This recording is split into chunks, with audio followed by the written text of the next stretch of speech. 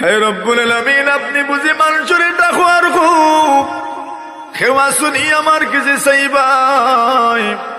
মুসিবত পড়ি গেছো, মুসিবত লাগে চাও, আমি আল্লাহ মুসিবত থেকে উদ্ধার করে দিব। খেওয়া শুনি রুগী আমার কাছে চাও, আমি তোমারে সুস্থ করে দিব। খেওয়া শুনি অভাবী আমার কাছে চাও, আমি তোমার অভাবে দূর করে দিব। হেমা শুনে গুনাহগার আমার কাছে চাও, আমি তোমার গুনারে মাফ করে দিব।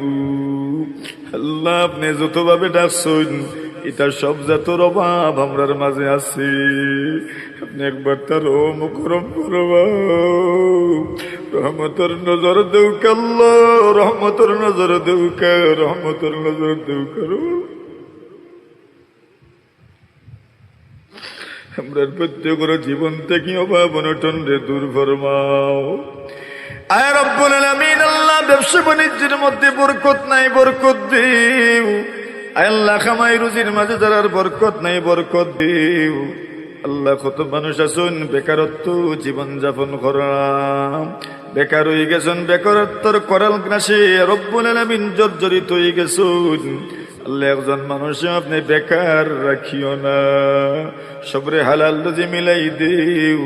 বিশেষ করে বিদেশ বাড়ি যারা আছেন খেউরিরে আপনি নিফরমা রাখিও না, সবরে হালাল রুজির ব্যবস্থা করে দিও।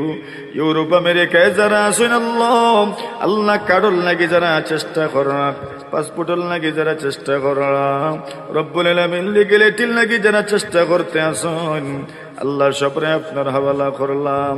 আপনার কুদরতি ভাবে তারার সবকিছুর ব্যবস্থা করে দিও রব্বুল আলামিন। আপনার দরবার আমরা ভিখারির বেশে আইছি, আমরার মধ্যে যার যে শরীর যে রোগ আছে আপনি মেহেরবানি করিয়া শিফায়ে কামিলা জিনা নসিব ফরমাও। জটিল কঠিন রোগ আমরা দিও না, যারা জটিল কঠিন রোগ দিয়ে পরীক্ষার মাঝে ফেলাই দিছুন